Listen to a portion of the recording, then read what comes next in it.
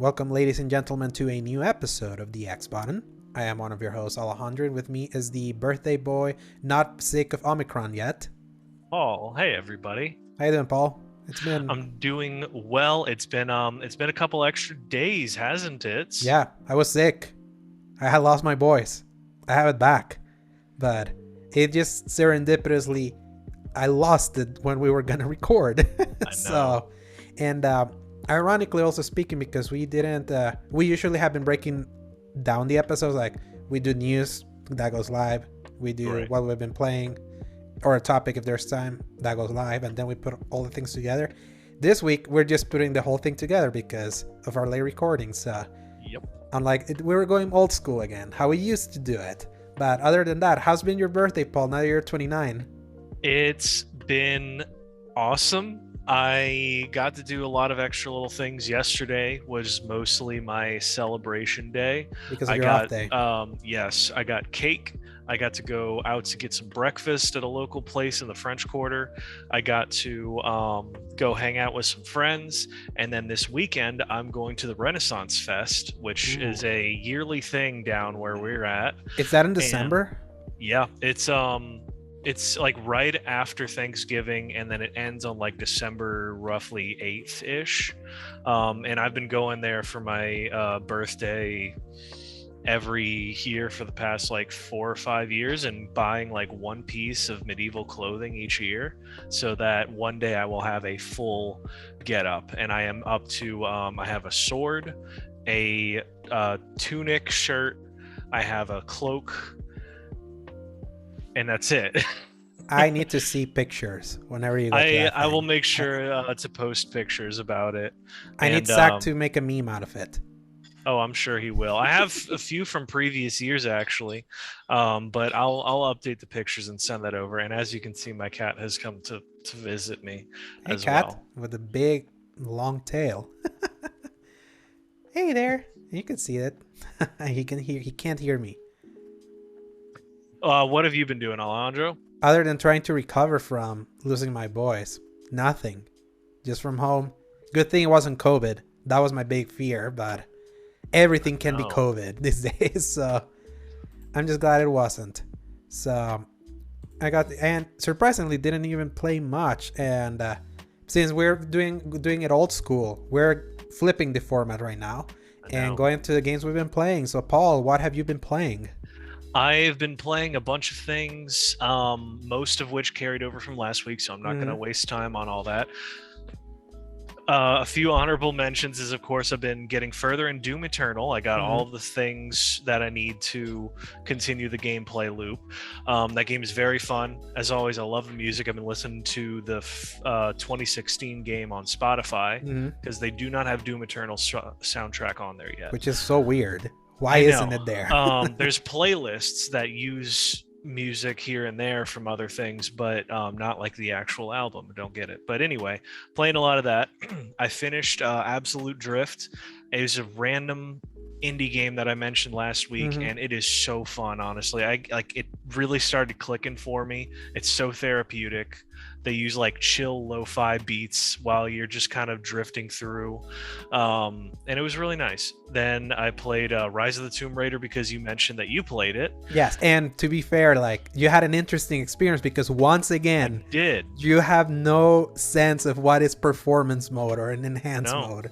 Well, it just did it on its own, and I didn't realize that it did that. And of course, it didn't really give me a proper explanation for what they do once again. And I had to look up online and ask you which one you're supposed to do. If you just hover over them, the explanation is to the right. I realized that after the fact, because I was just like, why does this game suck? Why am I not aiming? Performance, aiming was terrible. I couldn't hit anything. I was just basically running and gunning, hip firing, because that's all I could rely on. And once I switched over to performance mode, it was a crisp 60, and I enjoyed myself much more. I will say, Rise of the Tomb Raider has a very weird pacing thing for me, and maybe it's a personal thing, but as you know, like, the Tomb Raider series is a little bit more separated on, all right, you got your combat encounter and it gets really crazy, and it's a little tropey. It doesn't have that organic, like, we're gonna flow through our set pieces really nice. It's more like, okay, quick time events, mash the button, we're gonna like really just hammer it home and go maybe a little too big, and then all of a sudden it just ends and you're like, oh, okay, so now we just explore now and we mess around. So and I like about that because it's a change of pace. It is, but it's so abrupt that it's like, there's no falling action. It's just, oh my goodness, it's the craziest thing ever. And then you're like, all right, we're just gonna chill now. And I was just like, oh, okay, so that's what's happening. And I think they balanced it better in the reboot, the first reboot, I think. No, better. It's worse. That's even worse. That's even more like. I didn't like the hub area, I will say, but like the early part of the reboot was good because it was a lot more focused, I thought. And that's the thing, like that. When you try to compare the Crystal Dynamics Tomb Raider, the Tomb Raider reboot to like something like Uncharted, the big difference is that the Tomb Raider games give you those hubs to explore, to go back to. It has that kind of Metroid style of, we can go back to this because now we have something different to access this area that we couldn't do. And that is always an interesting thing when it comes to pacing, because you have your very segmented Uncharted like linearity, and then you have those wide open areas. And right, which is weird that there's no. It's like they try to mash both of those together, and I realized that I'm once again trapped in a Metroidvania. Where you click the R3 to see where you need to go because apparently you're getting lost. I remember it's basically the Hitman instinct sense or the eagle vision, but then I forget that it also shows you your objective when you do that. Because I kept going back to the map, which is zero help. It's once again the control problem where it's just a 2D image with devoid of any actual hallways and alleyways you run through and cliff sides and everything. And I'm just like, I don't even know where I am and how to get to this thing. So after you told me that, I would like to go back again. And then I know you have some more thoughts on those things, but I'll let you speak on it on your time. I played a little bit of Red Dead Redemption 2, just the online, not too much. Just wanted to get back into the feel of it, and it's because nice, someone kept telling you about their experience, and it kind of put it in your mind. Like I was saying, I'm going to let you speak a little more on that. But at least for me, I tried the survival mode, which at first was really great. So what is that? What is that survival mode? Is that a horde mode? Is that what is it? More or less. What they did was, if you remember the survival mode in GTA Online, it was basically okay. So that's right. I forget that.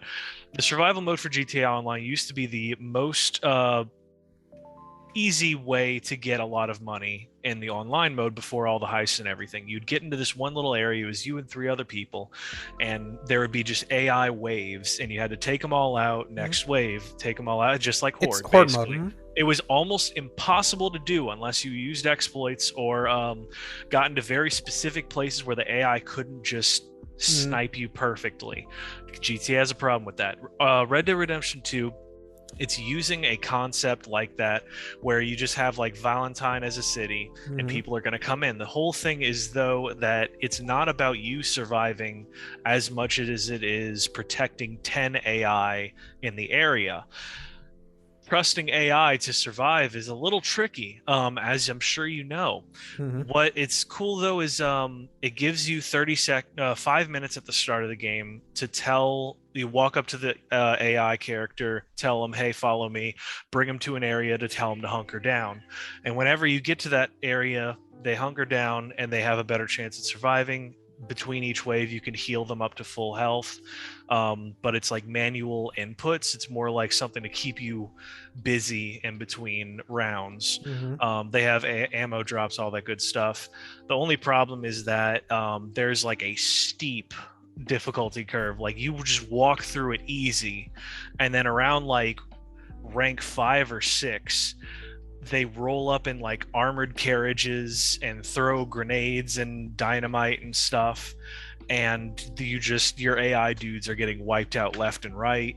And I've never actually managed to get through the whole thing yet, because the first time it was just me that matchmaked into a round by myself, and the other time had 2 other people to help me out, and we would just keep dying, and it sucked. A Rockstar game with technical problems, an online Rockstar game with technical problems that they haven't fixed. What a surprise! Anything else, Paul? The last things that I will mention and give over my time to you is, of course, I've been still playing Battlefield 2042 with my friends almost each night this week. Maybe a couple here and there that we didn't, but playing all the modes, trying to figure out what's the best way to play that game. We realized that the only reliable way to unlock to play the game, I'll give you the gameplay loop. You play your regular conquest and breakthrough modes, but of course it's so wide that you might only get a few kills, and of course each kill is what you get weapon attachments. You get to get like 40 or 50 of those to unlock the next attachment sometimes. So you have to go into the AI version of the breakthrough and conquest, kill a bunch of AI so that you can get all of your weapon experience, and then you go into things like Portal, where it nerfs your weapon experience. So like you get 5 kills, it counts it as 1 to unlock weapon experience. And but then of course in the AI mode you can only get a certain amount of account experience to level up, which actually unlocks the weapons. So you have to play something different, either Portal or the main modes, to do that. And then of course you unlock the weapons, got to go back to the AI to unlock all the weapon attachments, and then you go back and you go back and you go back and that's how you play the game. That sounds so exhausting. It is. My God. They're constantly having to work on bugs and problems with balancing with the vehicles. Currently, they have this all-terrain vehicle that has missiles on the front of it. It's just tearing people apart. They nerfed the hovercrafts already. The helicopters are just crazy powerful, but it's like people are figuring out how to get better at it. And they're learning, like, okay, well, this loadout and this gadget has to be what I use, and then there's like 5 people all blowing up helicopters. So I will say, after all of my thrashing, I'm remembering one thing about Battlefield is that normally it ends up being super unbalanced, and then people figure out how to specifically counter that thing, and then it becomes everyone using anti-air missiles, and then somebody's going to get something else that counteracts that, and then people are going to counteract that, and it just goes back and forth forever until and then people become snipers, and then people become snipers, and then you can never counteract them, and then it's always running looking for a fight, and then you immediately die, and then have to wait for the super slow ass respawn. I realize I don't like the Battlefield loop, especially if it's not on a smaller scale.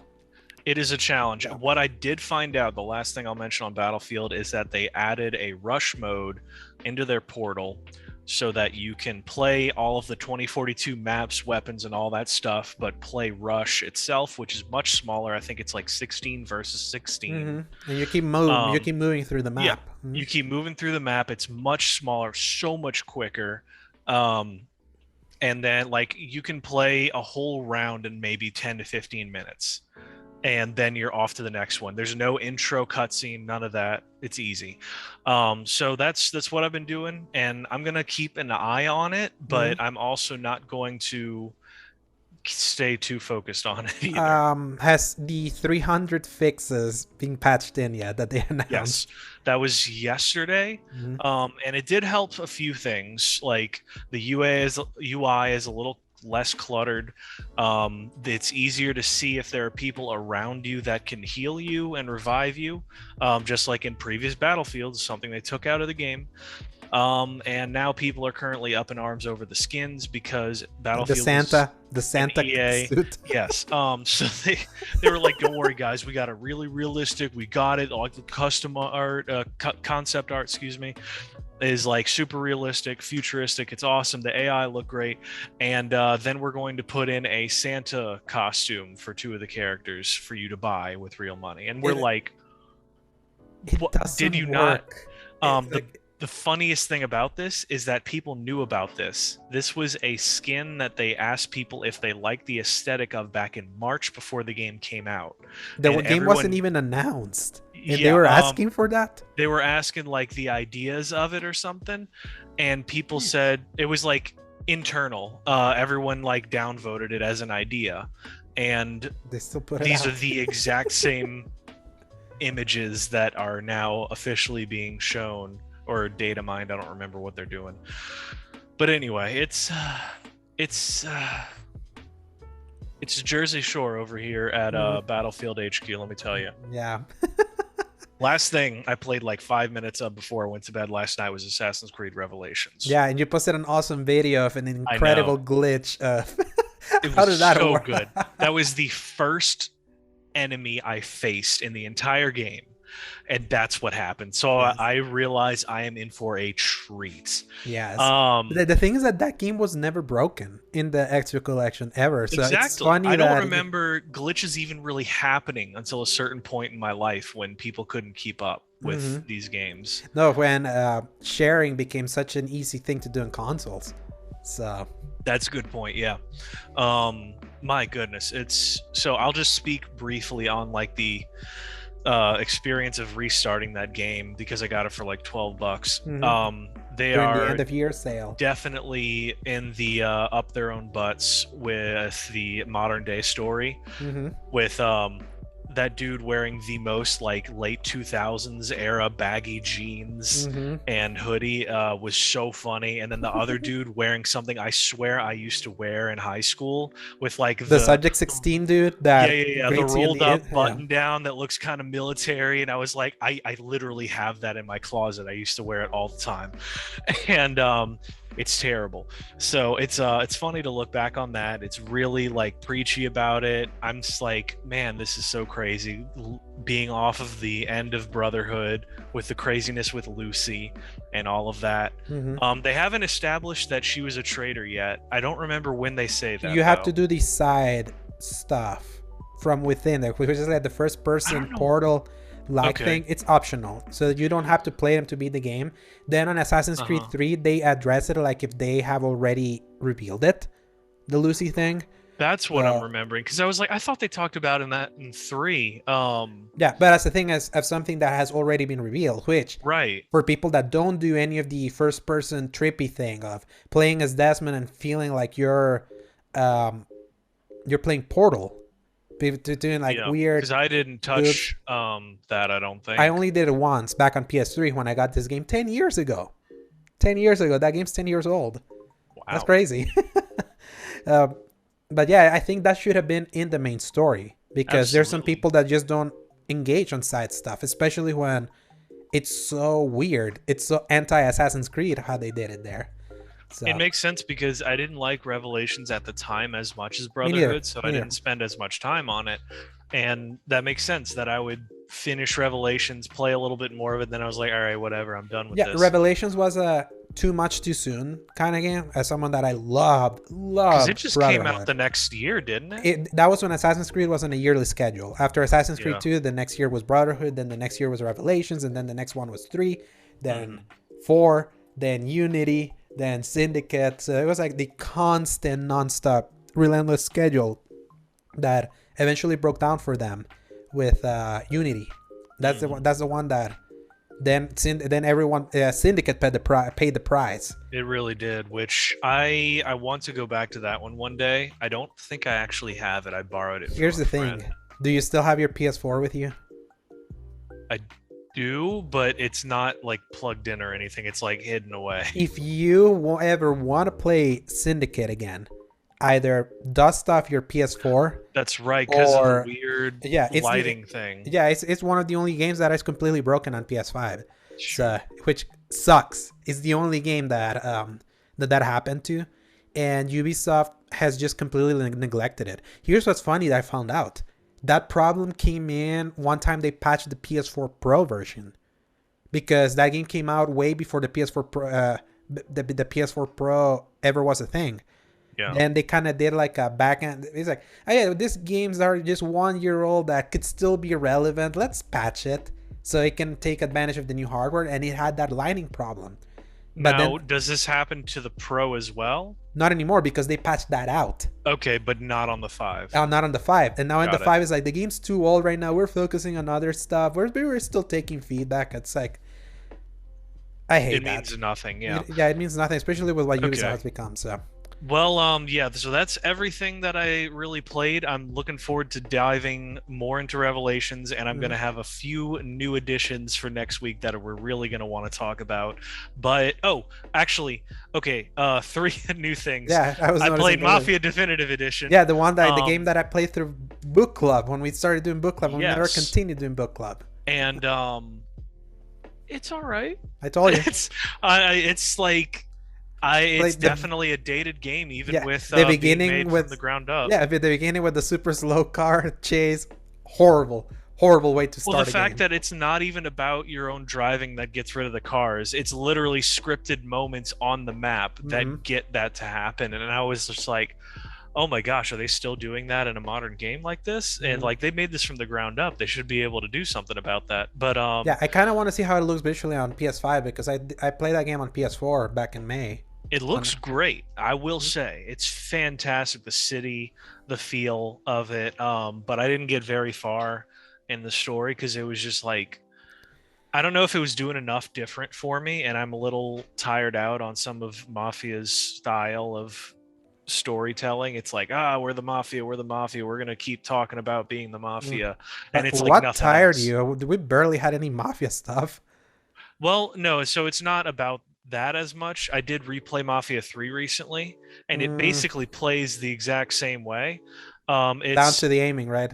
It's, I mean, yeah, just like that, but then also from the story perspective, it's just another story of random guy gets helped by the Mafia, decides to help the Mafia, continues to get way into deep. It's like I've heard the story a million times at this point. And it's just they're trying to make a video game version of Goodfellas, and I'm like, all right, guys, could do something different. Come on.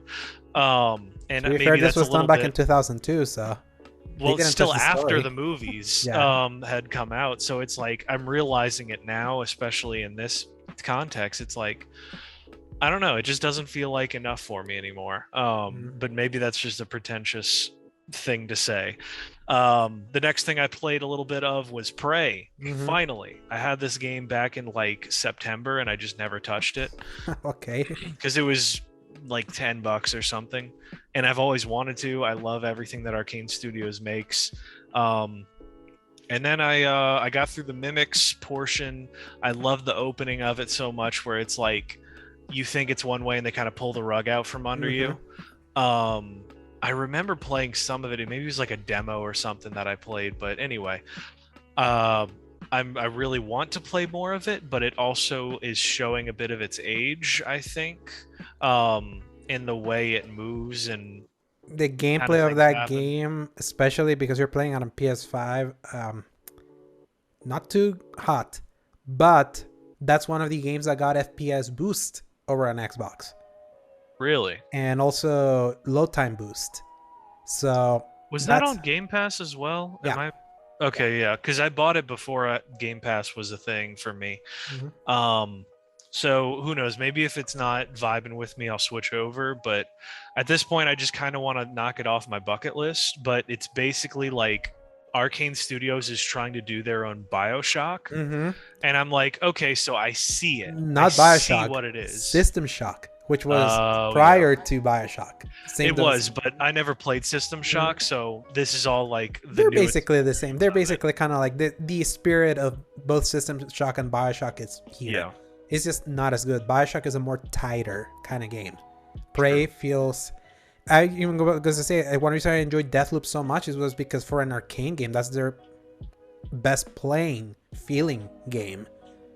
Like just in aiming and all of that, compared to like the more sluggish way their other very acclaimed games also felt. Because even Dishonored has some sluggishness to it, but that's also a game that got enhanced over on Xbox. Many of these games I am now that I have the PS Final, next year is gonna be, I'm gonna do the long trek of saving up to own a Series X, because the things that they're doing for FPS boost for games that they're basically remastering without charging you a cent, basically. Like, you can play now the entire Gears of War series at 60 frames over on Series X, the 360 versions of those games that were not meant to run like that.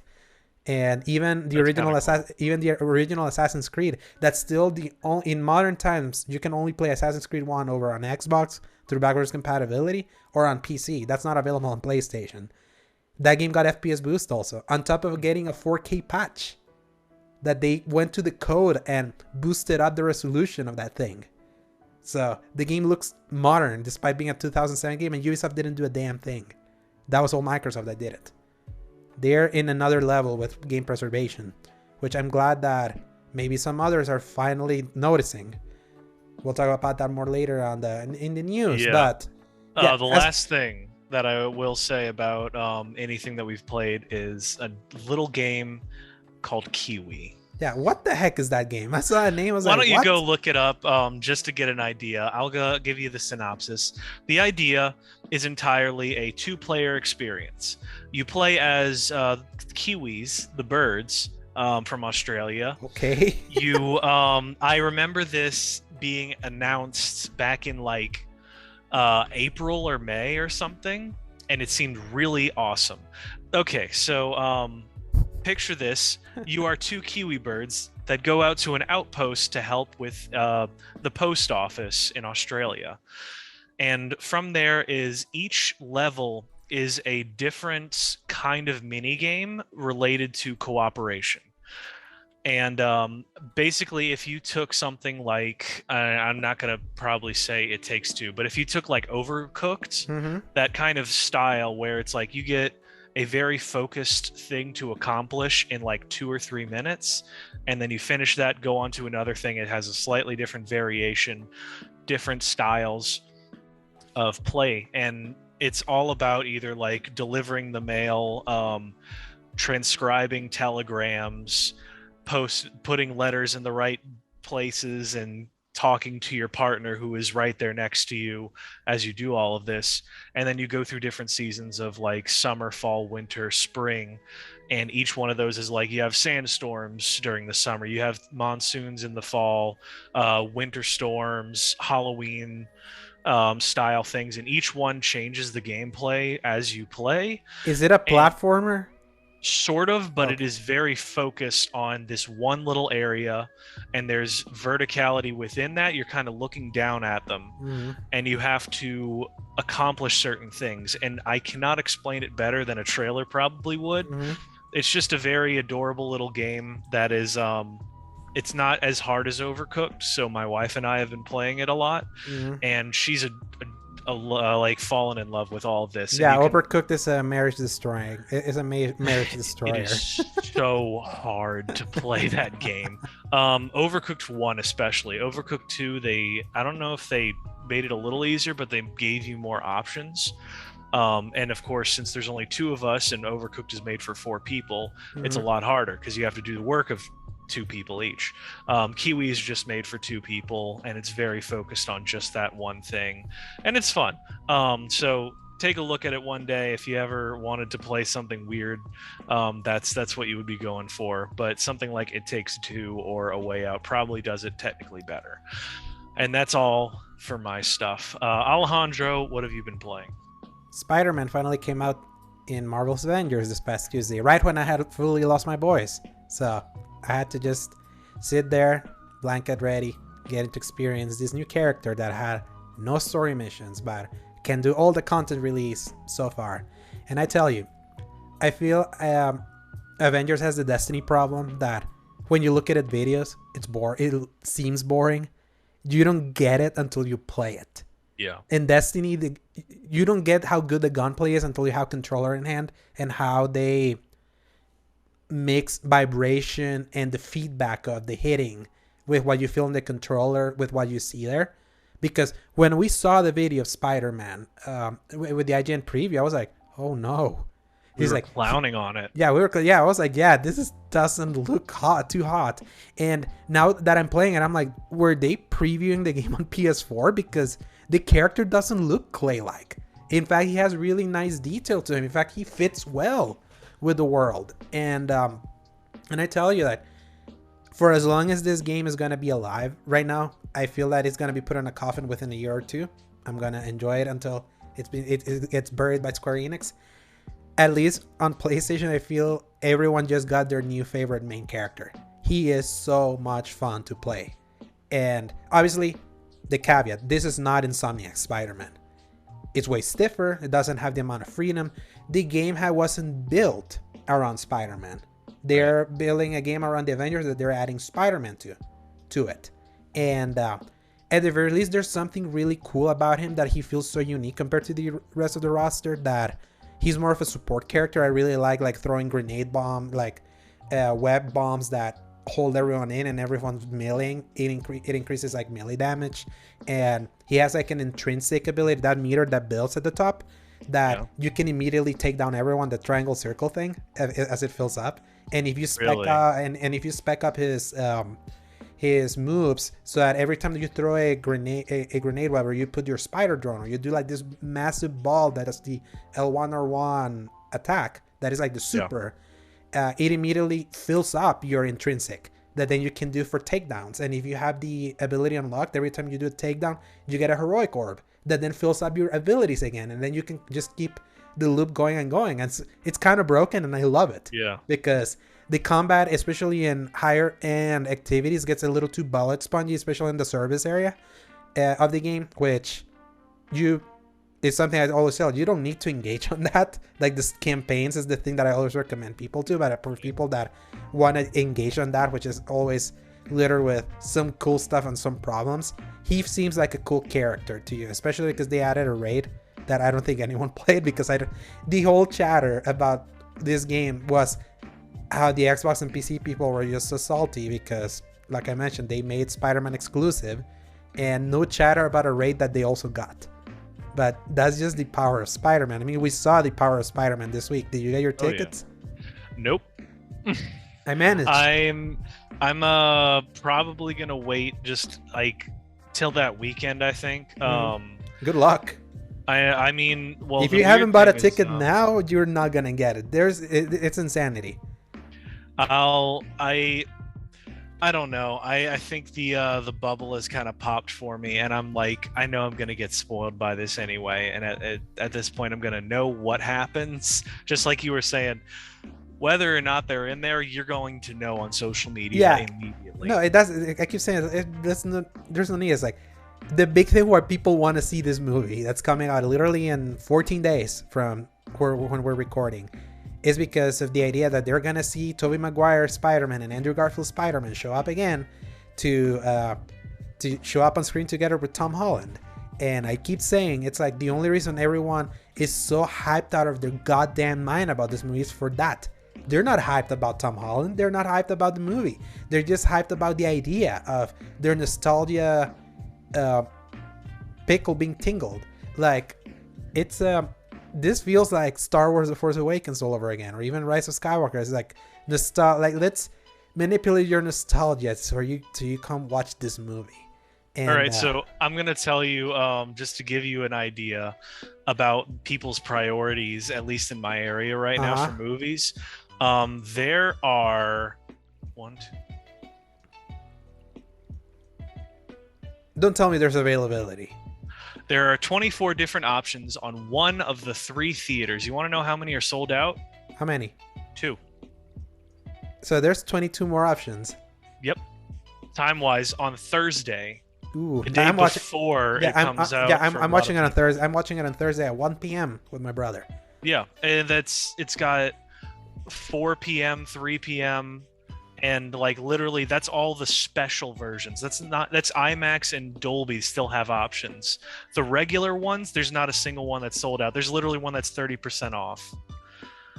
Is something wrong with theaters over there in Louisiana? Because there was a report that they broke records of pre-ticket sales with this movie. A lot of them have not opened. Makes sense. Um, because I mean, I think I told you when I went to go see No Time to Die, I went Mm-hmm. out to Slidell, which is about 45 minutes away. It's on the north shore of Lake Pontchartrain, so it's Mm-hmm. out of our way a lot. Yeah. And there was like 4 people in the theater. Man. It's I don't know. I think something happened after Hurricane Ida, and Uh-huh. people just haven't been going to the movie theaters anymore. I was gonna ask you if that was because obviously I know New Orleans. It's not one of those states that you could say has, to put it lightly, they don't care much about the pandemic, then they like. It depends on where you go. In New Orleans, we did a Mhm. lot. The mayor specifically was very specific about like shutting down the entire city at Mhm. times, which like nearly put a lot of people out of business as well in the process, including the theaters, which just weren't able to open. Yeah, And it like wasn't compared to like until New York and California, people were just not going because they were more scared of the virus there, and they were right. obviously more liberal cities. Also, that And tends to so go a it certain was way.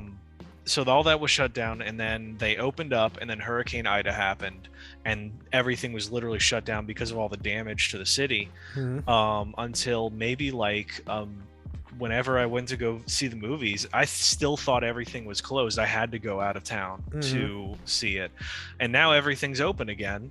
But I think it's just because people have been like, nobody knows that the theaters are open again. They're Which is just like, weird. oh, well, I guess they're still closed. I'm going Mhm. to go live my life and do other things and watch things on HBO Max that come Mhm. out the same day as the theaters anyway, and all Yeah, that next year's stuff. gonna be a rude awakening for a lot of those people because they're no longer doing the I simultaneous know release. it's going to be delayed, which Hmm. I'm sad about, but it makes perfect sense because that happened to me with Dune. I Hmm. watched it on HBO Max and I went, "Oh, that was cool." And then I just didn't want to go see it in the theaters after that. No. Um I felt like I could have, but I chose to watch Eternals instead. So, Yes, who really low? and that was an experience you had. It was. We don't But want to yeah, talk about that. yes. But back to Spider-Man. Yeah. It's so funny. They have the character available in this game 2 weeks before the movie comes out, and only one section of the player base and one console gets to experience him. And kind of like I mentioned in that rant I went in our group chat that I'm so mad Sony did this, like so angry because it just means that the everyone's favorite character enough that every time that I matchmake in that stupid game, everyone's playing a Spider-Man. So it's like it's always seeing 4 Spider-Man like flying around, throwing webs. Like Yeah. it's that he's just everyone's favorite Marvel character, Of and course he is. of course he is. He's just so much fun, especially because they allow you to web swing in the game Yeah. with R2. So it's like despite it being the PS1 style, yeah, we're just swinging from the ceiling. We're not doing buildings. Um, it's still like web swinging. There's something a character with that kind of locomotion is so much fun to play compared to someone that's like more grounded, like foot in the ground thing. And yeah, it's And even just somebody like Iron Man, when the momentum just doesn't feel right, like mhm. his character looks like he's moving at really fast speeds, and then But he's not. everything around him is like, Yeah, it's there's like the momentum doesn't feel like you're like speeding through when you're with Iron Man either, or even with Thor when exactly. you're flying. So But at least Spider-Man is slow enough that you can almost justify, like, okay, he's swinging from one to the next, mhm. he's taking his time. But then, like, you play something like 2018's Marvel Spider-Man, and he's like Ooh, bullet train, just yes. kicking it, And this which game just even feels so has good. and this Anyway, game even has the thing where you press the X button when you like web sip into an edge yeah, and then yeah, you yeah. press it and then you boost it. They added that to him That's in this cool. game. So that's what's funny is like his character kit is well made. And this game does character kits so well. And you haven't even experienced even half of the character kits, like fully upgraded, like because you bought the game. Yeah, But you haven't experienced like what it's like to really unlock the potential of every character because right. when you're early on they feel very simple. It's like this is not special, but then when you like they did well with the depth of making each character feel unique, but Spider-Man feels even more unique than all of them, and it saddens me Xbox and PC players can't play it because they did a really good job, and it saddens me for Crystal that they spent so much time and care in making a really good version of Spider-Man that maybe it's not the one as great as the cream of the crop Spider-Man games that Sony has made, but it's not bad, and it just makes You the know game what more fun. I'm realizing as well? Um, that if Spider-Man had been able to show up in Xbox versions of Marvel's Avengers, that would have been a lot of people's perfect alternative to the 2018 Marvel's Spider-Man. And I'm just realizing that right now.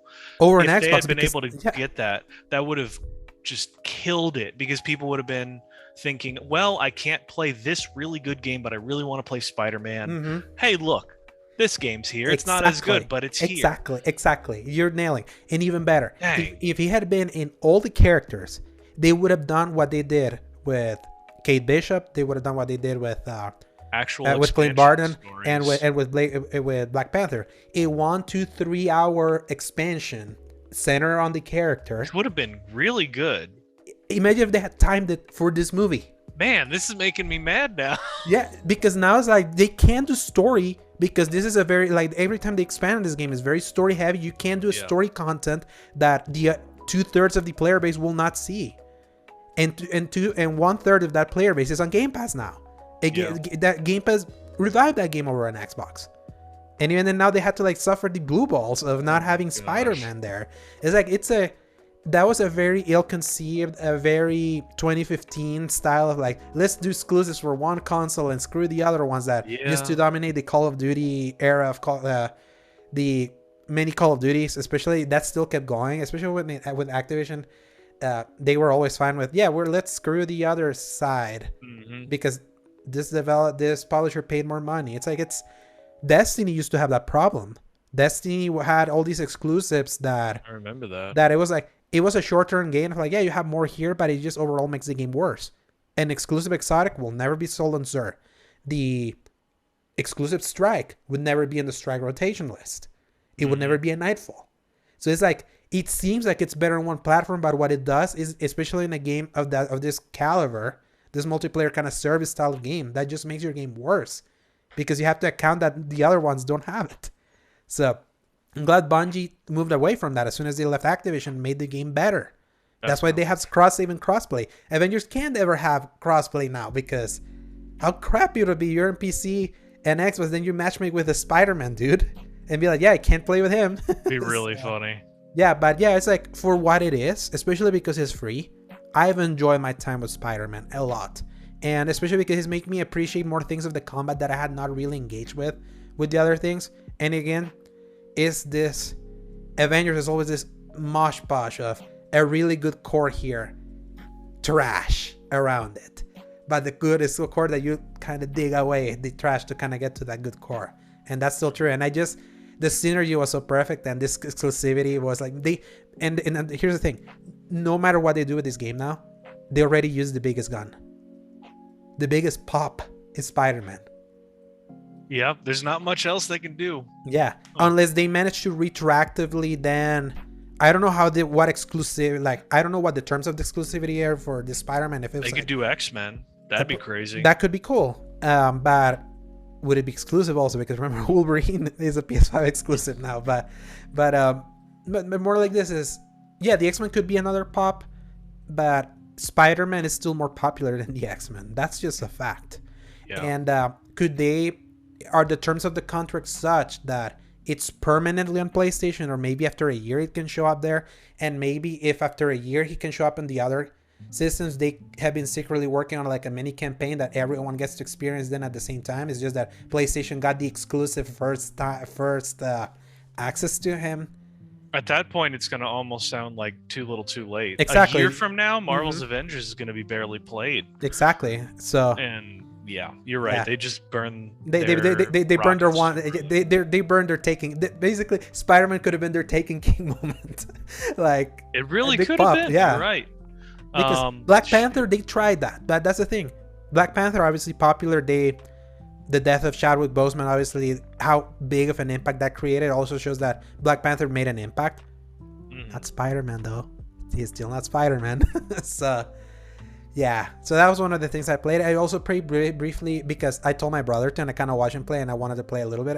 Star Wars Battlefront 2. The celebration, the celebration edition was $5. That unlocked all the skins. So I was like, this is a game. This is like Star Wars Battlefront 2 is a comfort food game for me. I don't play this to grind out anything or unlock things. And if you buy the celebration edition, it unlocks everything. So I was like, sure, I'll buy $5 for all the skins possible. The skins are pretty good, honestly. Yeah, like being able to have all the Anakin and Obi-Wan skins unlocked, even the Grievous ones that has... One is when you can play as Grievous as when he was shot by Obi-Wan in episode 3. Like he's like burnt up and stuff. Yeah, when he goes out in a very heavy metal style. So I have all of that unlocked, and it's funny how they built that game, because that game, like back on PS4 Pro, that game was built with dynamic resolution that would like go down and up depending on how intense the scene was. Never 4K, but because it's on PS4 on PS5 now, they didn't have to do any work. That game automatically defaults to 4K because it has so much more horsepower based on how if a game was designed with like a dynamic resolution that lowers its resolution when everything gets too crazy without you really noticing, and then goes back to normal resolution when everything gets calm. Yeah. However, on PS5 it looks crisp now. So I was like, this is a beautiful, beautiful game. I don't know if I've played Battlefront 2 on the PS5 yet. You should. I think I will, because every time I play it, I honestly have fun. Because it's gorgeous, the mechanics are there, and even though it's simple to pick up and play it after the Supremacy game mode, that last game mode that they added, Supremacy, was good. I love Supremacy because it's the capture the 5 stages, and then you fly to the ship to it's very like a push and pull. It's a push and pull, and that's the thing. Like, it's the worst when you're playing the clone army, because especially if you get players that like doing droidicas, when you have to go to the final room, everyone just pops droidicas and they're in the middle, so it's just pandemonium trying to get to chaos hallway. But part of that is the fun of it, and then the heroes versus villains mode that they redid it, I think, and it's honestly like really technical. I watched some people play it and talking about it, where it's like really back and forth. It randomizes the heroes they use, and then like, it makes interesting matchups. It's a fun time. Battlefront 2 got there. That's the thing. Like, it's so funny that you can trace both Battlefront 2 and Battlefield 5. The two those games basically came next to each other. First Battlefront, then Battlefield 5. Yeah. And DICE got there with Battlefront 2, and they didn't get there with 5. They were working there because I replayed it a while back, and like they added a lot of guns, they added a lot of maps, they added a lot of stuff. For which one? For Battlefield 5 or 5? Yeah. And I was just like, this is honestly really solid. I'm actually surprised. But then they cut support for both of those games at the same time. They gave Battlefield 5 less time in the market. I know. And the excuse was they were cutting now because they needed to work on Battlefield 2042. How did that work out, EA? Yeah. Tell me. We'll know the results soon. And the final game that I played, that I had played last week, but I really gave myself to it this time, was Red Dead Redemption 2. Unlike you, I don't touch online. This was my first time playing through this campaign since 2018. And it's probably the biggest amount of crow I've ever eaten when it comes to a game, because this is a game that back then I ranked number 5 in my top 10 of the game. And I did the big mistake. Now I look back on it, huge mistake having to play Assassin's Creed Odyssey before this game and having that muscle memory, because having given myself into this game where I didn't play anything else, I was playing day and night with this game to the point where I sleep. I was dreaming of this game. I literally was having dreams of being still being in the game. I do love doing that when I get so much into a game that my dreams mimic the game itself. Yeah, it's just insane that I finally got to really absorb every single iota of this game from its story. So much conversation that I missed for not really diving into the camp mechanic early on, or just going to immediately sleep whenever they do the 2 parties that they do. Yeah. One at the beginning, one halfway through. And some of the side content, or not even paying attention to things like that non-conversation that I texted in the chat, where Arthur's kind of like analyzing his life. He already had gone, spoiler alert, it's 3 years old. Spoilers. Yeah, spoiler. When he already had that tuberculosis prognosis, and he starts kind of like not being more self-reflective. Just that simple. When he, like, the nonsense, every time you say you're not a good man, but every time I see you, you're doing good deeds. Why you keep denying yourself?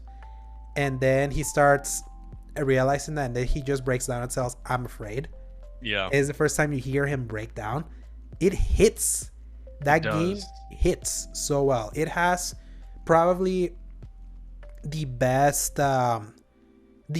character arc I've ever seen in a video game character, and how like all the late game payoffs. Despite this game I will say there's the criticism, the Nicky Jakey video, all of the criticisms that have been leveled at this game, they are fair.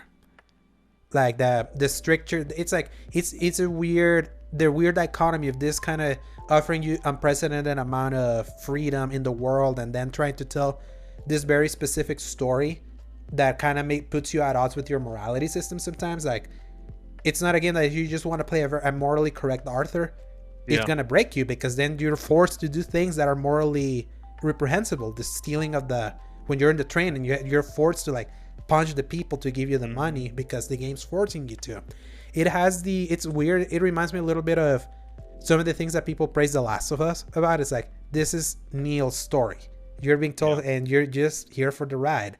So it's weird that Rockstar decided to still add that morality system, but then put your thing. So you're like, if you're giving a morality system, but you're telling me this guy's a reprehensible dude, I don't quite get it.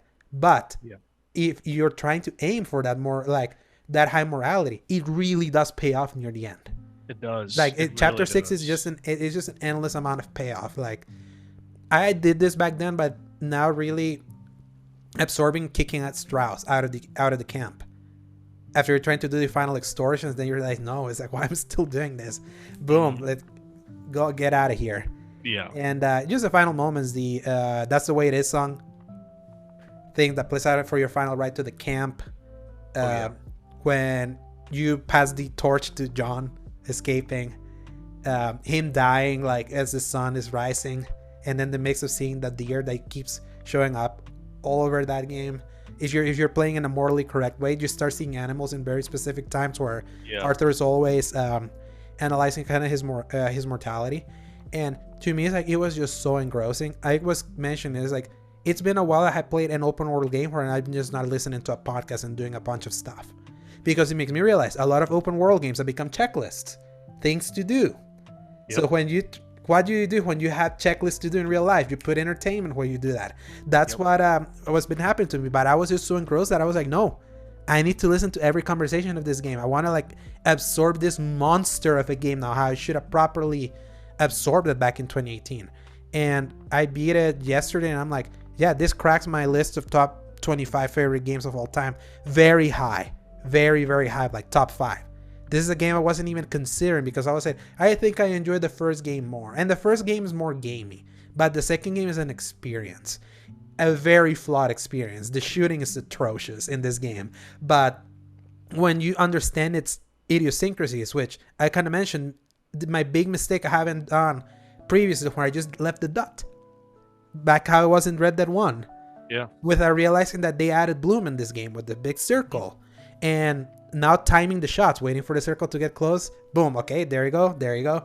And I rarely died or got into mission failure this time. Whereas back in 2018, I kept getting over and over checkpoints, because I try to, and again, this is a criticism you can level at this game. This is not the kind of game where you're in these missions, you're free to do whatever you want. Rockstar wants you to do something very specific. Yeah. Which is not congruent with the freedom that you get outside the missions. But when you give yourself into the rudimentary design, the missions are kind of fun. In its majority. And there's some that is like, another shootout. Okay, here we go. We're riding here. Okay, this is gonna go wrong. Here comes the million enemies. I will say though, this is gonna be like a general pet peeve of mine with games going forward. If you're trying to tell a story where your main character keeps mentioning, man, I'm killing a lot of people. We're killing a lot of people here. Why are we so violent? Then don't put gameplay scenarios where you kill like an entire town's population. It's insane how many people you kill in this game, like in the shootouts. It's like, I wished when you were in the shootouts there were less enemies. Because otherwise, there would, like, because that dissonance of, oh, now we have to kill. I kill you now. It would almost be like 50 dudes per combat sequence, and this is a 60 to 80 hour game. I think the problem is that when you do stuff like that, they write themselves into a corner because people want the big shootouts. They want to feel like they're in a good Western where you just walk in and you're like clearing dudes out left and right. And if you do too few enemies, the experience is over because everyone dies in one hit to the head. And that's where they really want you to shoot. They don't, like in the first game, you could mess around. You could shoot people in the hand and disarm them. You could shoot them in the leg and they'd fall over and stuff. And while the ragdoll physics are kind of there, they really want you to focus on the head. Auto aim and then aim slightly up so it aims to the head, fire, move to the next one, fire, move to the next one, fire. It's time crisis, basically, like skill ups. Yeah, it's a good point, honestly. And that's where the problem is. So because they want you to do a certain thing that way, I think they're never going to be able to do something like what you said. This is why, in a way, I know people effing hate the story of that game, but I feel Last of Us Part 2 is probably the one that did it best at creating less dissonance between you being a murderous machine and the amount of people you kill in that game and the story they're telling. Because no matter what you do, you're kind of a murderous machine. Actually, there is one problem is if you go through all of the encounters without killing people and then they still call you a murderous machine. Because I think that's, once again, in another of Nakey Jakey's videos, he's like, oh, I'm going to play super stealthy, not kill anyone. And they're like, oh, you're a horrible person. So like, I think you're going to hit that problem no matter what it is. The problem is once, again, they give you a certain level of freedom in the gameplay, but the story is very locked in for what they want to tell. And they're just not going to be able to pull that off as long as they give you gameplay. But I feel like Red Dead has that more of a dissonance because it's not as grim dark of a story as Last of Us in a way. So, it is pretty hopeful, yeah. It's like more of a looming despair. That's the thing, like Red Dead story is like it's filled with looming. Like with the looming despair, you feel it in every moment. Just like the chill you get of like, you know, everything's about to go wrong in the final chapters to get you where the first game, or give you an idea of where the first game ends up at its very beginning. It's like, it's all over there. But it ends on a more cheerful note compared to the more somber end of Red Dead 1 that hits you like a truck. Really, with the death of the Marston there. So, but yeah, Red Dead, I came out of this like thoroughly impressed. I never wanted to replay this game after I played it the first time because it's very long. I was like, it is. I don't know if I want to play through this game again, especially when at that time I didn't have fun with it. But this time I understood it. And now I know, and it finally clicked with me. I played Red Dead 2 in 2018, its first day. Then I didn't play it until I finished Assassin's Creed. Then I went to Red Dead immediately after. At that point, I had forgotten the tutorial. I had forgotten why you needed to do with the course. I had forgotten everything about it, and was with the Assassin's Creed mentality. So I'm glad I was able to finally play it in its terms. And I'm so happy I did, because I've also been telling this in our chat that it's also very bittersweet playing this game, because I feel Rockstar is never gonna do a game like this again, because Take-Two Interactive, one of the shittiest companies on earth now, like and they want more games from them. And they want them quicker. The writer of this game is gone. Dan Houser is gone, and we saw the quality of the GTA trilogy. Is this what Rockstar is now? And it kind of sucks, especially because they have had their bread buttered by GTA Online, to the point where you played Red Dead Online, they left it hung up to dry to make more content for that one. So it's like, is this what it's going to be? And we know that we have the rumors that GTA 6 is just going to be a live service game, where it's like, we're not doing a separate campaign, it's all going to be all together, and the map is going to be ever changing. That's what the rumors said, which sucks, because it's really great to see a very complete story. That this game even gives you basically a DLC for free when you play as John. That epilogue, I forgot how meaty and long that epilogue is. It's at least 10 plus hours. It's a whole story within it, and that's why I think a lot of people felt so drained, where they were like, oh my gosh, I feel like I just finished this really traumatic experience, and then they're like, all right, now here's an entire rising action and climax for a different character. And I kept expecting it to finish, and I was like, all right, so where's things gonna go crazy? And they just kept going, like, the house, do the thing. Mm-hmm. All right, I promise I won't shoot anyone again. And then, oh boy, You well, go we on know bounty that's hunt. not gonna last. Yeah, we're going bounty hunting with Sadie, and then it's like, oh, we found Micah. Time to go. So it's but I feel that the John epilogue only resonates if you were a huge fan of the first game. If you only play Red Dead 2, that epilogue does nothing for you. It doesn't, because it explains a whole different character that you're like, why do I care about this guy? Mm-hmm. And not to say anything bad really about it, because John is a great character in itself, and it adds a lot of context. But Arthur's better. Oh, absolutely. The they just did such a great job with Arthur that I still love Marston, but that's the thing. Like, I just care for Arthur even more because that was like Rockstar made their best character with Arthur in a way that it just embodies the things that I think they do well that I don't think they do well with GTA outside Nico Bellic. It finally made me realize I'm not a GTA fan because I think I can laugh at the sneering parody that they make of things, but I feel the way they portray their stories in those games is just way too cynical and way too over the top and just way too rash and crude that eventually it's like, I don't care. But in Red Dead, they have an earnestness to their storytelling that there's like, I'm saddened that the writer's gone because I don't know if they will ever want to make a Red Dead 3, and if they ever do it, what will it be about, and if it will the quality be as remotely what this was? Will I finally get a good online mode at least? Who knows? I don't. They can do whatever they want with online, and they just print money. It's insane. But yeah, it's like Red Dead. It's like I'm glad I ate crow because I really didn't want to play that game again. But obviously, the first inkling was seeing it on PS and PS5. I was like, "Ooh, this is pretty."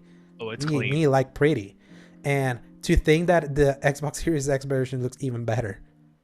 I would replay that game again if I ever get an Xbox. So, all right, Paul, because we're doing the full episode this time. It's time for the news. So, press X. Or some news. It feels nice, weirdly nice to go back to old school how we used to do it. It's very nostalgic. Yes. Thinking, oh, we're gonna get through what we've been playing in 15 minutes, and then just go on to the news, and then we're like, oh yeah, so an hour and a half later. Yeah, yeah, it just reminds me. This time we mean to do it though. Yes, because there's not much here, but especially like, here's what's funny. When Monday hit, I was like, there's no need to do a news section because nothing happened. It was Thanksgiving the previous week. But good thing we waited because there's some cool stuff from this week. So, number one, it seems like PlayStation is finally ready to fully enter the service battle Microsoft has been dominating over the past few years. According to Bloomberg's Jason Schreier, who's the source of the scoop, this new service, codenamed Spartacus, is supposed to fold in both PlayStation Plus and PlayStation Now into one coherent service. And it's meant to be PlayStation's direct answer to Game Pass. Yes, Xbox Game Pass. The service is allegedly launching this coming spring. Will be available for both PlayStation 4 and PlayStation 5 and will come with 3 tiers, where tier 1 is just going to give players the traditional PlayStation Plus benefits. So, cloud saves, a free PS5 game, and 2 PS4 games, and you play online for premium power products. Tier 2 will give access to PS4 and select PS5 games, and Tier 3 will give people access to extended demos, game streaming, and a library of classic PS1, PS2, PS3, and PSP games. Editor note, RIP Vita. No word on whether or not this classic library is streaming only or it will have select titles available through download like currently available on PS Now. And also no word if this finally comes with a solution to download PS3 games, a feature so desired but told to be extremely difficult to the PS3's abysmal architecture. In a follow-up tweet, Schreier noted the service will likely retain the PS Plus branding, but to not expect the service to match Xbox Game Pass when it comes to exclusive first-party offerings available day one, but for the expectation to be a much stronger offering than PlayStation Now, which never escaped its initial perception as a streaming-only solution from back in 2014-2015. Xbox, once again, proving they are the groundbreakers. They did it back in 2002 by adding an Ethernet port in their console, when everyone was still using dial-in internet. Yeah. And now every console that wants to take themselves seriously that has an Ethernet port till this day. Xbox 360, they made the Xbox Live an integral part of the system architecture, and they introduced achievements, something that PS3 initially didn't didn't launch with, and then they patched it in later. Yeah, with trophies. And now Game Pass, the Netflix of games, such a disruption to game consumption, and got so much traffic this year, especially in big things like Outriders, Day One on Game Pass. Oh, MLB The Show 21, that's Sony exclusive that is no longer exclusive. Oh, we're offering you all for free on Game Pass, while you all have to pay it in the core system for $70. And obviously with Halo Infinite and Forza this year. So it's like, and Forza. Oh yeah, shoot. Yes, Sony, I think it's fine. Like, to be fair, PlayStation has sold a ton of PS5s. I think there are 14 million now. They cut their forecast of 16 million to 15 million because of the shortages. Right. That's been happening. So it's now putting them beneath PS4 than what they wanted, which is not good for them, considering the PR battle has been like, look, this is the fastest selling console ever. We can't support demand, and we're outpacing the previous one. They're still winning. Here's the thing. Microsoft don't care. They have 20 million Game Pass subscribers. That's more than... Yeah. They make so much money for that. Yeah, so I am happy and torn with this, because I am happy they're finally taking this seriously, because to be fair, PS Now has been a Game Pass equivalent for 3 years now. No one cares, because initial impressions matter. Yep. They really do matter. When people think of PS Now, they still think, oh, that streaming solution that didn't work back in 2014, 2015, get out of here. It's like, it's very hard for you to maybe counteract the initial perceptions. Look at the Xbox One. They did so many things, but that initial perception mattered for them. So what this sounds to me is like a repackaging of what's there with some added things. I am concerned a little bit about tier 3. Same.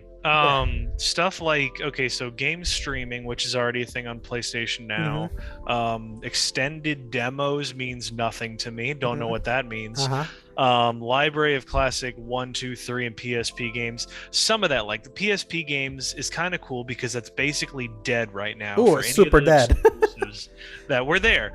Looking at you, Crisis Core, Final Fantasy VII. So much of that, especially with the remake and part 2 going in that route, talking about Zach. But anyway, all of this stuff, it sounds like all they're gonna really do is throw a couple extra things and maybe give you like 10 to 15 games and be like, hey guys, look what we got, Jack and Daxter. And then you're like, this is all stuff that already exists. Like, I feel like it's not going to be what people want it to be.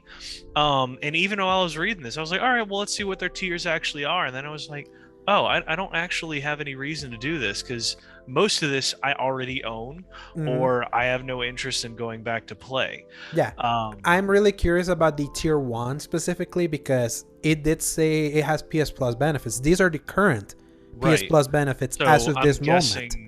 What would be cool is if they did a price cut on those and then like spread it out, so that theoretically if you do tier 3 it's more, but then they're like, oh, we'll give you a little discount for what you got right now. Yeah, pricing is what concerns me a little bit, because someone made this amazing tweet that said that the tier 3 sounds like a Nintendo thing. It sounds like an $80 to $90 thing. And that worries me. And that worries me too, because again, like Sony, we talked about it, that there's a certain air of arrogance to current Sony that echoes PS3 era Sony, that reminds me a little bit of the hubris that seems like it's permeating Nintendo and some of the business decisions they're making, because and Nintendo can get away with it because they're effing Nintendo. They're Nintendo, but Sony's not going to be able to come close to getting away with that. They have so much wider of an audience, and especially with this is the theoretic possibility that it's going to interrupt people who currently have PlayStation Plus. All of those people, the casual people who don't get into all this other stuff, are going to find an interruption in their service price-wise There's and that's gonna be nuts. What are you saying? there's analyst Daniel Ahmad that he responded to Nivelian when he reposted the story on Twitter. He's like, so I guess this thing I did back in 2016 didn't come in clutch. He doubled up on PlayStation Plus for 10 years. He has PlayStation Plus all the way until 2031. Oh my gosh. So will that be reflected in this? Like See, that's what I'm also wondering, because I was going to buy the like $40 PlayStation Plus for a year, and I was like, well, I know I'm gonna keep it. Yeah, so I bought might that as well back get a in June, so I still have my subscription all the way till June, and supposedly this starts this spring. So I think the big one that I think is a big point of contention for this one is the fact that Sony is not offering the first party exclusives day one here, which is the selling point over on Game Pass. That's the only reason I got it. Yeah, because that's what made the service so like, oh my god, because I remember, here's the thing. Game Pass launched in March 2017. It was games already out. It was this is kind of neat. Right. It's cool it that was it's nice there. if you don't own it. Yeah, But if you don't have this game, you have this list of games, and you still have to buy the new ones. Then Microsoft became very aggressive in 2018 when they're like, we're starting an initiative where new games are gonna be sold separately, but also available here on Game Pass. Then and they started that with that's Sea of when Thieves. people really had their ears prick up. Yeah, And, it didn't help that the games offered there were not very good initially. Like Sea of Thieves was not good when it launched. It's amazing but now now. it's so much different, And it's so popular, 25 million players. That's one thing I kind of wish that I did have people to play with, because I played the tutorial and I was like, this is awesome. I really wish there's at least one more person on this boat. Yes, no, same. I wish I had that. I wish I had a core group that was very Xbox centric also to be able to do that. Technically, we both have Xboxes. Maybe one day. Maybe we're convincing Zach. Zach is like about to take a plunge in an S. So Really? Oh, that's right. We were talking to him about that because I mean, you just can't find a 5 anywhere, and he already kind of has one with his roommate. With his roommate, exactly. So that's the thing. Like Game Pass has taken a slow burn. It's like Game Pass happened for Xbox at their worst possible moment in the Xbox One generation because their quality exclusives, or at least what could be seen as quality exclusives, were on Xbox were already out, and they didn't have new ones in the pipeline. Because that's when they started them buying the studios.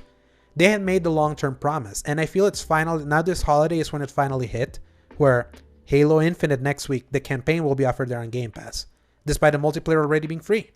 And if you're playing Halo Infinite on Game Pass, you get extra stuff in the multiplayer. Despite it being free to play, if you're like a Game Pass subscriber, you're going to get extra XP for stuff. They announced that this week. So it's like there's incentives there. Forza Horizon 5. A Game of the Year contender everyone's so salty didn't get nominated in the Game Awards. I'm kind of sad about that. Yeah, but that's because a lot of it's like 103 different outlets that vote in.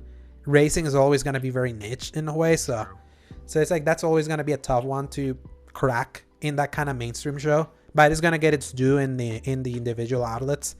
But that's quality stuff. They've been finally releasing things that they're putting out. Now it's like, yeah, this is not just some shovelware. It's like, yeah, it's like the Crackdown 3 problem. Yeah, this is not good, but hey, at least it was on Game Pass. You got to play it. Yeah. And then when a game like Gears of War 5 or Gears 5 came out, that was quality in 2019. But I was like, okay, if this is the quality we're going to get when all the studios finally start delivering, there's some promise here. And that promise is fulfilled.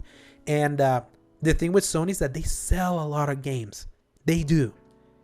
That's what butters them. They don't have the amount of money Microsoft has.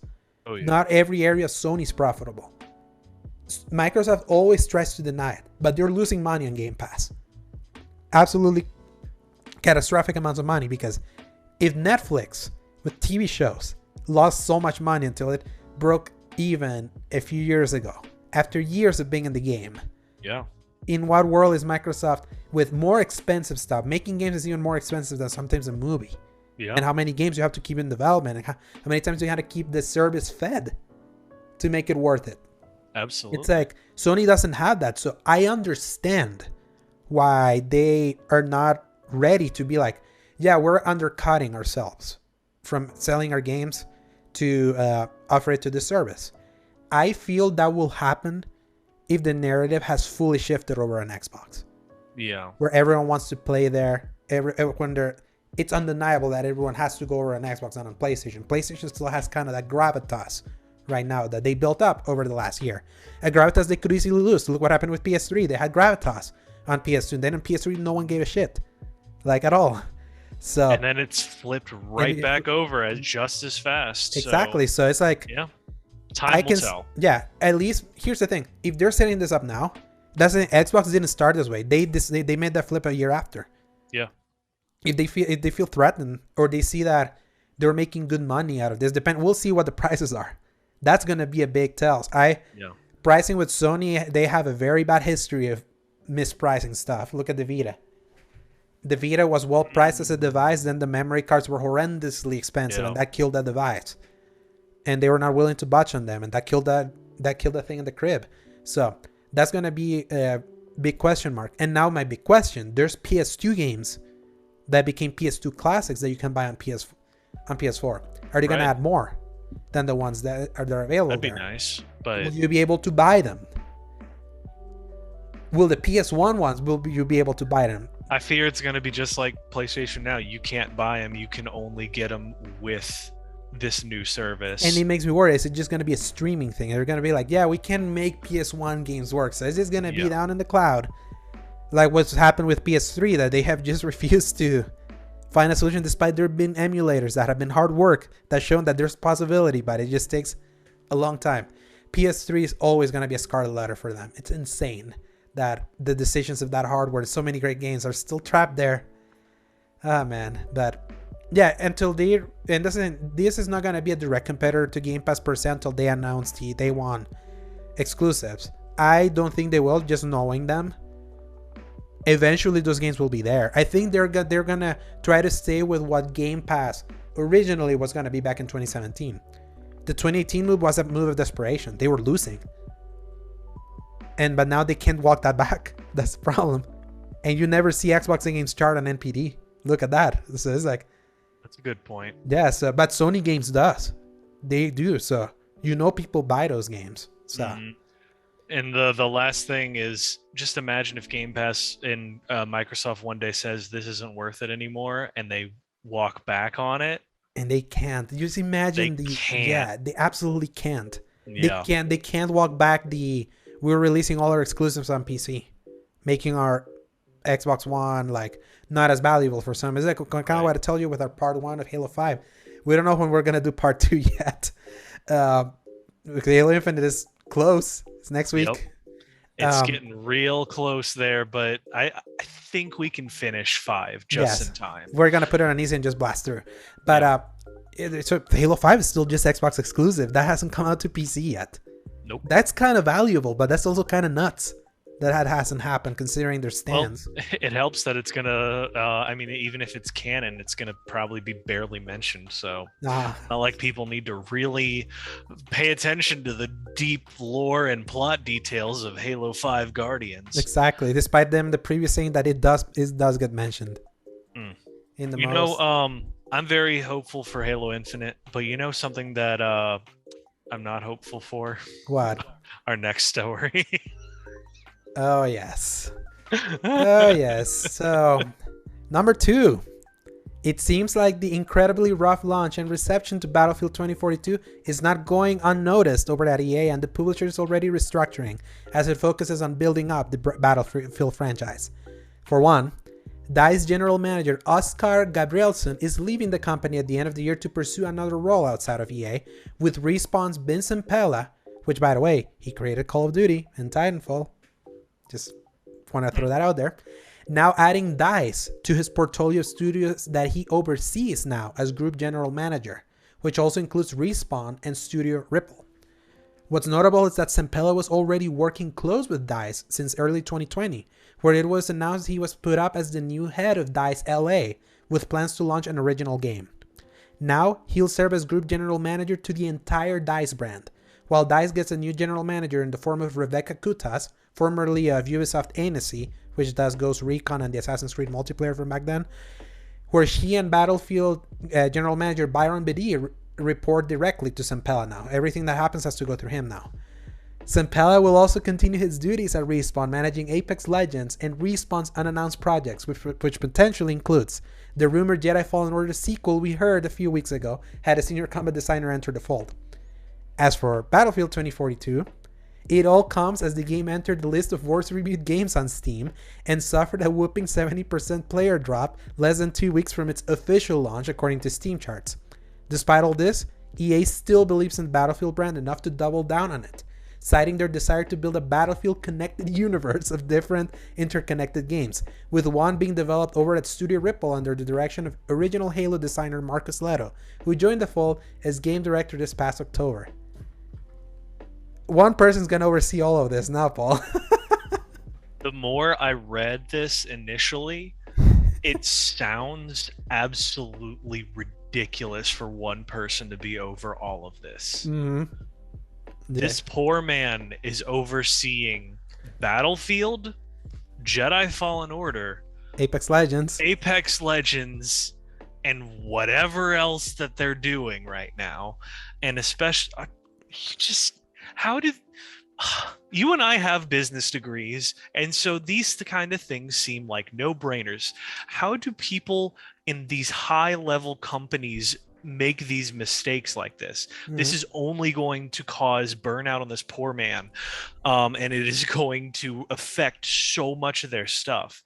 Like, one of the biggest things you learn is you compartmentalize and you divide and conquer. You split one person or two people on like a specific project. Mm-hmm. You move on to that thing so that you only have to deal with the tiniest amount of whatever they can't handle. And this sounds like they're throwing it all on one person who's like, hey, you remember that one guy that made Titanfall and Call of Duty? Let's just throw everything on his shoulders. It just sounds horrible. Yeah. It's, my gosh. In a way, I understand why, because everything Vince and Pella has done for them, quality-wise, has been gold. Quality, like in the way it's been received. But that sounds almost like the goose that laid the golden egg. Yes, and now what they're doing is they're cutting him up to find out what made him tick by throwing him at all of their problems to say, oh, he fixed everything.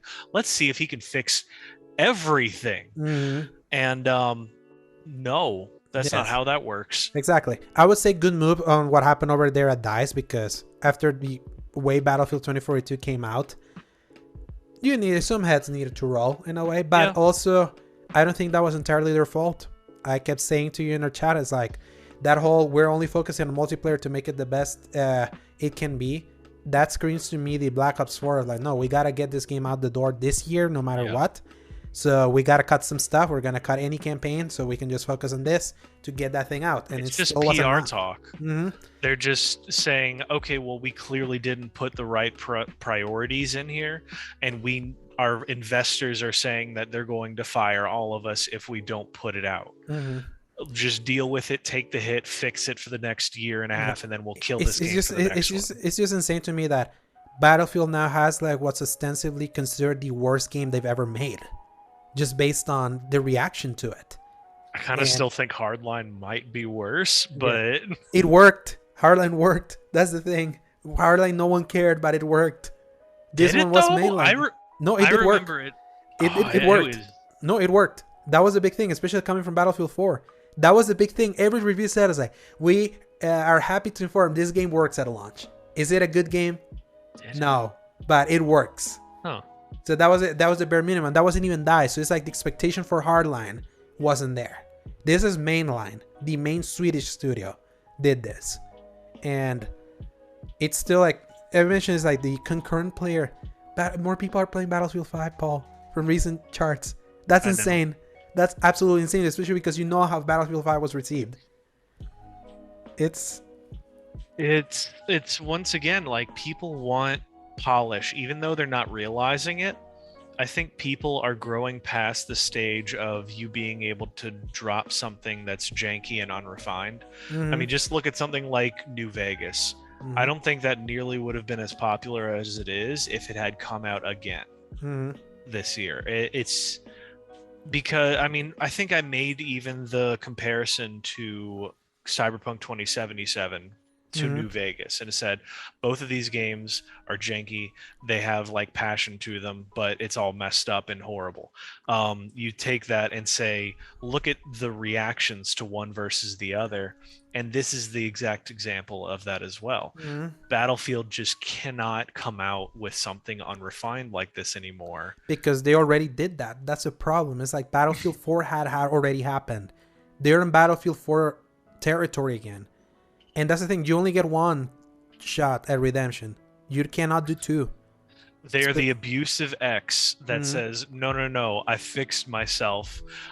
Please come back to me. I'm changed my ways. I fixed the game. It's going to be great. It's modern day. You're going to get all the attachments, all the cool stuff. I promise. Just give us $70. And not looking good when your free-to-play competition released the same week and was rock solid. Yeah. Rock solid. Where everyone was like, I have my big battle moments over here. I don't need to go spend it in that broken ass game. And it's just sad. It's like to me, like Vincent Pella, I know everything that he has touched has always turned gold no matter what, because he always, even when he was over at Call of Duty, before the up until the Modern Warfare 2 era, the Infinity War release games were really solid. They had a specialness to them. And we've talked about that with like the unique atmosphere to Infinity Ward's stories. And then the first two Titanfall games also had a quality to them. Apex Legends, a game that because of its genre, I wasn't even that big of a fan of, but I respected it because it was like, it's insane that this worked.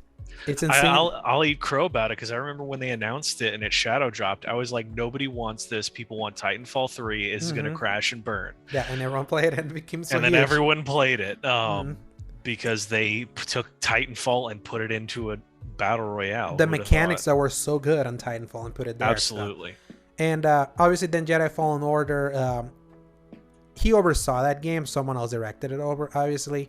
Yeah. And despite its jank and all that, very highly regarded game, to the point that it finally changed the tune towards EA's stance towards single player games. So, so he's done a lot of big stuff, but at what point is that too much? So like this, ironically, over at the TV side, reminds me a lot of the Arrowverse. The creator of Arrow, Greg Berlanti, one of the main creators, Greg Berlanti, who has Berlanti Productions. When it was just Arrow and then they added Flash, those early seasons, great. They started adding more shows and more shows and more shows. The quality plummets. Yeah. Because you can't do too much. You really can't. You can't focus on it. They're like, all right, fix the problem. I'll deal with this other thing at the same time. Because my thing is, it's like they put Zampella as a new head for DICE LA, but he still has to oversee Respawn. But now he has to oversee all of DICE. It's like, jeez. It's the only thing he has to see. Is like, does this work? Is it polished? Okay, get out. Is that because when you have this much, you cannot be in the weeds to all this. Exactly. But I think this would be my hope, because EA, here's a big problem with EA, it being a publicly traded company that is always going to be at the mercy of release dates and having to pay shareholders for year-end fiscal years, blah, blah, blah. They don't, I would hope maybe with Zampella overseeing this, he actually goes to the top and be like, we need more time. Forget about hope. Yes. I really hope. Because they focus too much on like, let's release it now to get our year-end bonuses, but then it's like your reputation's in tatters, and then you lose out on the long-term engagements. It's like, I would hope that maybe by putting him in this power position, he can control at the very least, know how to properly pace out the projects. So hey, they haven't put him over BioWare yet, so that's interesting. Well, at least he's not over everything that they're doing. And BioWare just lost their Dragon Age 4 director, a game that's been in development in 2018. So it's like, that's not going to be a problem. That's going to be a little bit longer before you Dragon Age fans can get your hands on the And remember, they announced that they're also working on Mass Effect, which is coming after that. So Mass Effect fans are going to be starving for even longer now. So number 3 is staying on Respawn. In more negative news, while Respawn keeps insisting that Titanfall is part of the developer's DNA, the treatment towards the franchise says otherwise. Out of the blue this week, Respawn announced the immediate delisting of the 2014 multiplayer-only original Titanfall game that's only available on Xbox One and PC from all digital stores and services, where they claim it's still going to have servers live for people who already own the product. This is a move clearly made in response to their inability to cleanse the game from constant DDoS attacks and hackers, and it seems they threw their hands up and cut their losses instead of trying to fix the game that put Respawn on the map.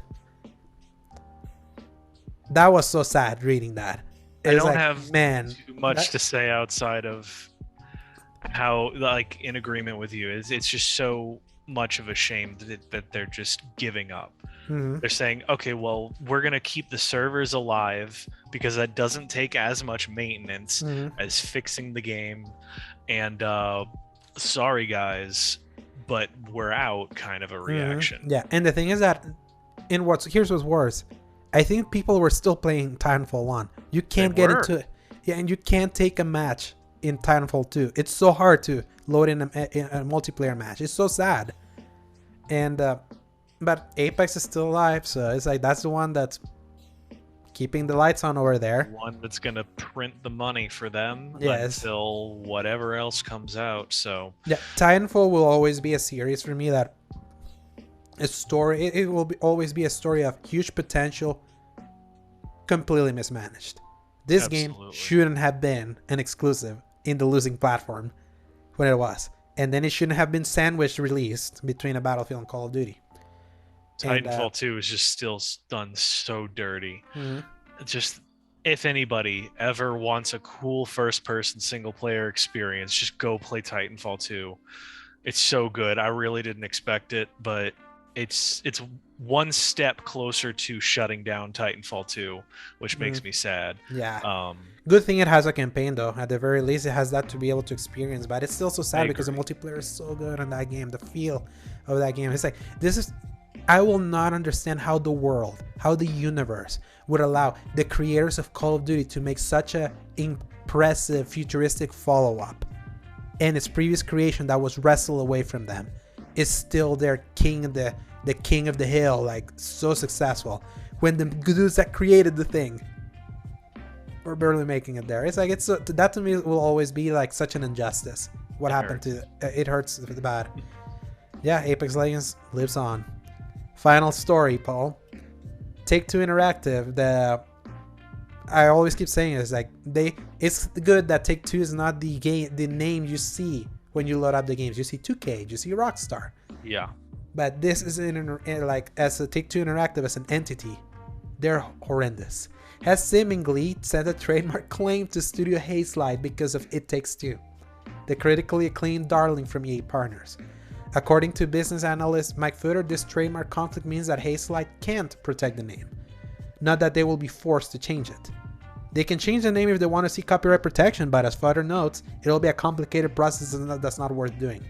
No. This is just one of the examples of a recent move by Take-Two Interactive of seeking copyright claims of every name imaginable associated with their products and the company, despite their generalized real-world use. They're copywriting Mafia. They're copywriting Civilization. Just as an example.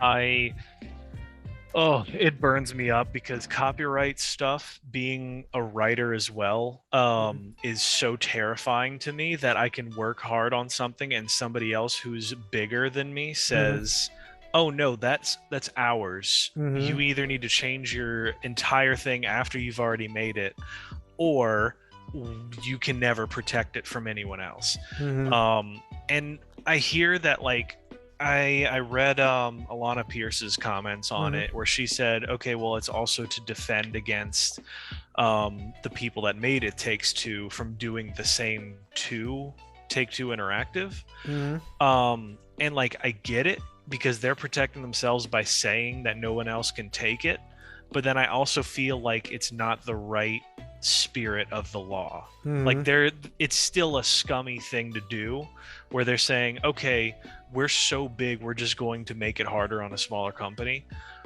And I don't know, maybe I'm just personally invested in the concept of somebody saying that they own a word, but it burns me up, and it frustrates me so much that Take-Two Interactive keeps making these heavy corporate decisions that just sound like they're printed out of like an 80s evil kids movie. Right. we're going to make sure that you can never say the name of your game again. Like, what is this, guys? Come on. Yeah, it's like so, especially when it's general word usage. It's like, Brian, it's like that's what's interesting, that they Take Two Interactive properties are like under so commonly used names. Yeah, like Mafia, I actually have like a tiny story. This is actually happening to one of the companies that I work for. Their name is Expedia Payment Services. Ooh. And they just received a cease and desist from the Expedia traveling company. The funny thing is, the company that I work for doesn't have anything to do with that industry, which should protect them. Yeah. And yet, because Expedia is so much bigger, I was talking to my boss about it, and he said it's literally not worth the effort it takes to fight it and keep the company that I've kept for 20 plus years. Now so he I has to have to rebrand. change. I have to rebrand the name of my own company. And I was just like, how can somebody just do that to you, where they could walk up and say, we own this word, you cannot use this word ever, whether or not you knew that we existed, or whether or not you existed before our company did. Yeah. And it's like, what? So this makes me fear when the other X Button podcast that's on Spotify, if they grow too big and then they come after us despite us being first, it's gonna be interesting. Yeah, it's gonna be a fun one. I'll DDoS all their servers, but for legal reasons, I have to say that I'm joking. Yeah. Legal stuff in the US always breaks my mind. It blows my mind. Yeah, absolutely. But if you ever want to like make sense of this legal stuff, I keep recommending him follow Richard Hoglaw, the lawyer that really focuses on video game stuff, that really breaks down everything in a very non-partisan, not like biased way. Like he just presents it to you, whether you like it or not, how things are, which is really cool. So yeah, follow Hoglaw for that. He made a long video explaining this whole process with Take Two, what had they been doing. So, and with that, Paul, that's all the news, and that concludes the episode, an old school style of episode, the third to last one for this year. So, oh yeah, because I don't think I mentioned it here as a kind of like as a housekeeping thing. Yeah, we are finishing this run of episodes for 2021 halfway through December. Then we're gonna take 2-week break. There's not gonna be any episode going live there, and then when we come back the first week of January, we're gonna do not news, not topic. It's just gonna be the topic of what are our games of the year for 2021, because I want to use the holiday period to catch up on a bunch of stuffs and not have to rush on what is our game of the year right now. Because I've been noticing I bought many, I haven't finished many. I want to finish to have at least the clear one. I don't want to kind of ride the coattails of what else is receiving game of the year from these other ones, because I want it to be our own. So, Paul, I'll see you next week. And where can people find you? As always, they can find me at Dork of Art on Twitter and YouTube, and at AngelSword21 on Twitch. I just post game design things and a lot of silly memes as well. Alejandro, where can they find you? They can find me on Twitter at _DoroSegovia. They can find me on Instagram at AlejandroSegovia93, and at twitch.tv/TheSlayerGiant, where we may or may not be trying to finish Halo 5 before Halo Infinite officially launches. I mean, it's already out as multiplayer. Definitely play it if you can. And Paul, it's always been a pleasure. And remember, press X to play. Good night, everybody. Hasta luego.